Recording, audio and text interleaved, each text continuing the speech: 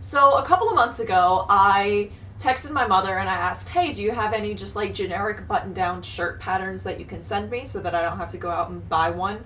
That was for another project I was working on. So she sent me a shirt pattern, and when she sent it to me, she also sent a whole bunch of pre cut fabric that was made for the shirt in bright, kind of Hawaiian floral prints that she just never got around to actually sewing together. So I went ahead and stitched all that together and made a couple shirts. So if you want to see this really neat kind of collaboration with my mom, then keep on watching. Alright, so the last time my mother sent me a package, I asked for a shirt pattern, if she had any just regular button-down shirt patterns, so that way I wouldn't have to go out and buy one, and she did. So she sent me this McCall's 9579. I don't know if this number is even still associated with this pattern or if it got recycled into something else. But this is a classic fit 3-hour shirt. So not only did she send me this pattern, but she also sent me a bunch of fabric cut out for this pattern. So we have this pretty one with these daylilies or tiger lilies, and there's some more lilies, and then more flowers, like some orchids in there. So I thought it would be fun, since I'm going home for Mardi Gras in a couple of days, I thought it would be fun if I made these shirts and brought them back to see if she wanted them. Because I figured she bought all of this fabric and took the time to cut it out. She probably wanted these shirts at some point in time. She just probably got busy with, you know, being my mom and trying to raise an infant, that she probably didn't get the chance to actually sit down and sew all of them. So right now I'm going to do some prep work. The first thing I'm going to do, I have my iron heating up over here, so I'm going to give everything an iron. But also at the same time as that, I have here a bottle of vodka. This is a spray bottle filled with vodka. For those of you that don't know, vodka is an odorless deodorizer.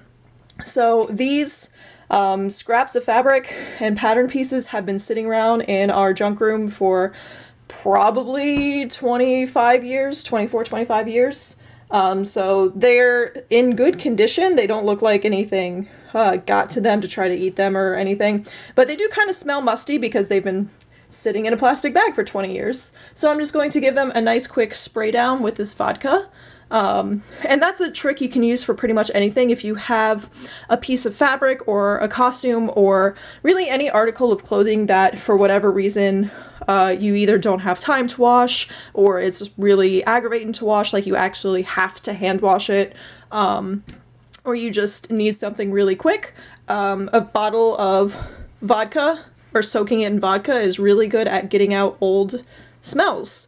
It doesn't work all of the time, but it's really good, and we try to keep, I try to keep a bottle of this handy whenever I'm backstage, and usually after everybody leaves for the day, I'll go and I'll spray down all of the costumes real quick, because when we're doing a 2-week run of a show, we usually have 2 weeks of rehearsal in costume and then 2 weeks of shows, and sometimes we don't always get to take costumes home very often, so this kind of keeps the smell to a minimum. So handy little sewing hack for y'all from the theater world. Alright, so over here I have the instructions. Everything seems kind of straightforward, so I'm probably just gonna ignore most of them because everything seems like it can be pieced together really intuitively, especially because I just made a couple of shirts late last year. So yeah, I think the only thing I'm really going to do differently is not face the collar, because this material is a very heavy cotton. All of them are basically just different prints of the same material, and they're really heavy cotton, so I don't think they really need to get interfaced. So I'm just going to start sewing. I'm going to pick a color, probably like a navy blue. Seems to be in a decent theme for all these, or maybe like a really dark green, and just do all of them sort of sequentially. I don't know. Yeah, this isn't going to be a super in-depth tutorial, so I'm going to start doing that. Okay, I lied, and I'm following the directions a lot closer than I thought I would. So these are just pressed. This is the front section. So these are just pressed until I can get this top stitched, which There's a lot of visible top stitching on this pattern. It seems to be a style thing. So I know for that part I will definitely have to swap out fabric or swap out thread to get more matching colors, which I should have. I was organizing stuff and I have a lot of thread. So I'm kind of working on the pockets now. And I think I'm going to do pockets the way that I want to do them and not how the directions say. Because basically it has you fold it right sides together, stitch here, and then like turn it inside out. And then you turn around and stitch this down anyway, and fold everything in. So I guess that's to make this edge cleaner. I don't know. I'm going to do a couple like that and see if I like it before I decide. Because I do like, even though the fabric is pinked and it probably won't fray, I do like doing the double, the rolled hems for pockets, because those are going to get a lot of wear, at least for me. So I like how that makes the pockets a little bit stronger. So yeah, right now I have that done. The collar's pinned. There's a crease on the back that I have pinned, ready to just get tacked down real quick. I just pinned the sleeves together, and now I'm going to start, I guess, pressing pockets. So I'm now on day 2 of working on this. I made a lot of progress. I don't remember where I last left off, but I know now the center front faced itself. I have the sides put together. I have the yoke all installed the way it's supposed to be. So the one thing that I did change is that I machine stitched the yoke interfacing to the front, just because there's so much visible top stitching in the pattern that I just really couldn't be bothered to machine baste it, and that's the same thing I'm going to do with the collar. But I messed up the collar, so I wanted to pop on and talk about what I did wrong and how I'm going to fix it for the other two. The first one is I forgot that it's the inside of the collar that's going to get folded out and visible, so you can see here when I top stitch this down to keep it sharp, if it'll focus.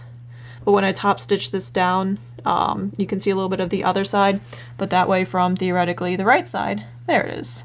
It's nice and smooth. So I messed that up, but also I realized that the instructions over there, somewhere over here, tell me to sew the collar by machine to the outer layer and then hand stitch to the inside.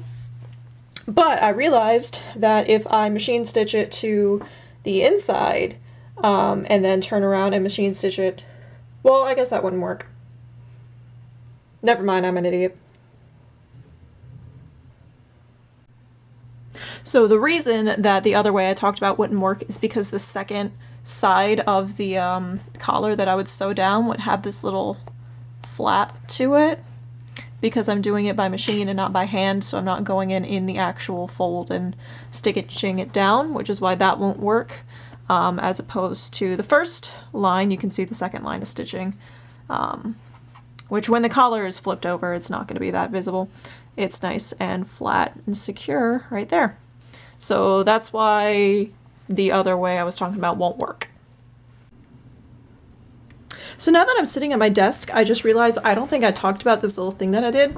So this desk is sort of like a hutch. I got it from IKEA, and I use this for my sewing machine so that I can fold it up whenever I'm done.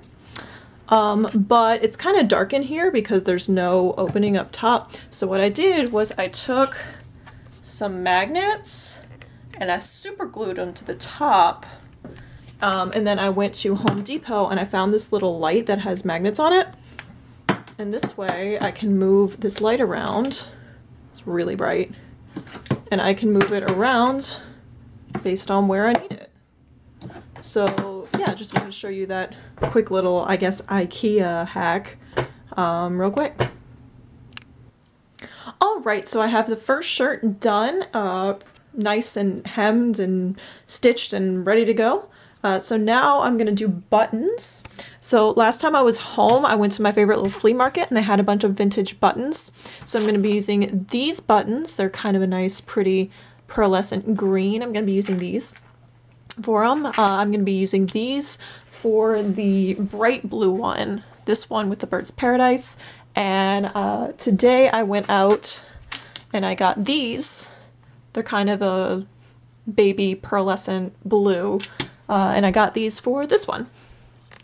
So yeah, I'm really tired, and it took me like 4 hours to get to this point, because I'm doing all of the steps for all of them at the same time. So I decided that I'm just going to finish this shirt for tonight, and then I'm going to come back tomorrow morning and work and finish these two. Because when you sew on the sleeves, not only do you sew on the sleeves, but you also have some extra lines of stitching. So you do an edge stitch here and then another one here. So that means you have to sew around it 3 times, which takes up a lot of time. And also the hem is a rolled hem, so you have to press it twice. And I keep burning myself because I finally have a working iron with steam. So I haven't been using steam when I'm sewing for, I don't know, 4 years now, because the irons keep breaking, but this one works. So yeah, I forgot steam was a thing. So I'm gonna get these buttons sewn on. I have them kind of marked. I used a Sharpie because I figured the black thread that I was gonna use to stitch the buttonholes would cover everything up. So I'm going to stitch the buttonholes and then cut them and then fray check and then hand stitch on the buttons to the other side. So I am absolutely livid right now, and let me tell you why. So I'm opening these buttonholes, which this is the first time in my entire life. Actually, that's a lie. These got messed up too.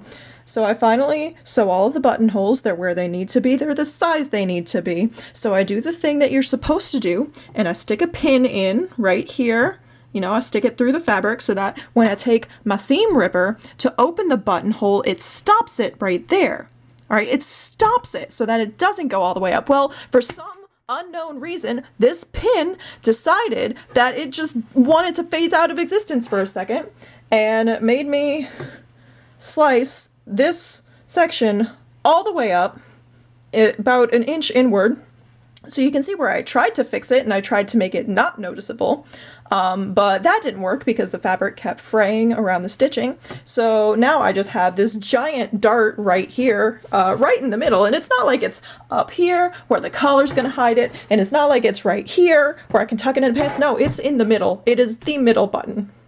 So I am absolutely livid, and I'm so mad because this is the last thing I had to do for this shirt. This is the only shirt with the pattern that I actually like and I might actually wear, and now I have this giant noticeable dart right in the middle. So I'm probably gonna have to take a button and just sew it on right there to hope no one notices, and then I'm gonna have to do some other magic to try to get this closed so it's actually gonna stay closed in the middle of the shirt. So I am so angry, and I'm gonna go drown my sorrows in rum at the end of the night. So it's been a couple of months since I've made all of these shirts, and I do have to say I really like how they turned out. Let me show them to you real quick. So I think I wear this one the most frequently. I just like it with jeans. And I like all of these shirts with something high-waisted just because they are so big and boxy. I just think they look better on me. I think I've only worn this one once so far. I don't wear this one a whole lot. This one's really kind of wrinkly. I just took this out of the washer because I have been wearing it, and I did go ahead and fix this one with just a hook and eye, and I just sewed the button on right there. It's not as noticeable as I thought it might be, so that was a pleasant surprise. And then I also found this fabric last time I was at Joann's, and I liked it so much that I took it home and made the same shirt out of it with a different pattern. So if I ever find another like really fun or funky quilting cotton that I really like and I can't really figure out what to do with, this shirt is probably going to be my new go-to because I love super tacky Hawaiian shirts and button-down shirts. So I'm really excited. I like this pattern. I think this was a really fun project, and I'm glad that I went ahead and did it. So yeah, I'm looking up the pattern McCall's. The pattern itself is McCall's 9579. I'm just going to show this to you right now. McCall's retired the pattern number, so you can't get new prints of this, but I'm looking online and it looks like you can find this for like $5 on Etsy, and you can probably find it on eBay and all kinds of fun stuff. So yeah, this was just a generic button-down collared shirt, which I'm really happy with. I'm glad that I have this pattern now. So thanks, Mom, for sending it to me.